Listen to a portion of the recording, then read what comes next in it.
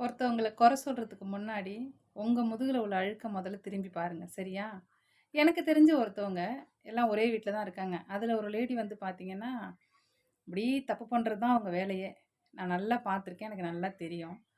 நெறைய பேர்ட்ட பேசுவாங்க, போவாங்க. ஒரு நாள் போவாங்க, எங்க தங்குறாங்கன்னு தெரியாது. மறுநாள் வருவாங்க. திடீர்னு கார் வாங்குவாங்க, நகை வாங்குவாங்க, சாரி வாங்குவாங்க. ஆனா வேலைக்கே போமாட்டாங்க. மோஸ்ட்லி அவங்க வீட்டு வேலையே செய்ய மாட்டாங்க. அந்த ஃபேமிலில அந்த மாரி ஒரு பொம்பளை ஒரு லேடி இருக்காங்க.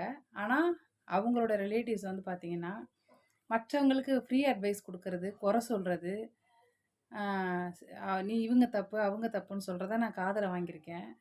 முதல்ல உங்க வீட்ல உள்ளவங்கள திருத்துங்க. ஆம்பளைங்களும் இருக்காங்க. ஆம்பளைங்களும் அடுத்தவங்கள பேசி நான் பார்த்துருக்கேன், அந்த வீட்ல உள்ள ஆளுங்க. ஆனா, அந்த வீட்லயே அந்த மாரி தவறு செய்றத அன்னாடம் பார்க்குறாங்க. அவங்க குடுக்குற காசுல சாப்பிடுறாங்க. அது ஊருக்கே தெரியும். ஆனா, மற்றவங்கள ஈஸியா மற்ற வீட்டு பெண்கள குறை சொல்லிருவாங்க. பேர அப்படியே தப்பா பரப்பி விட்டுருவாங்க.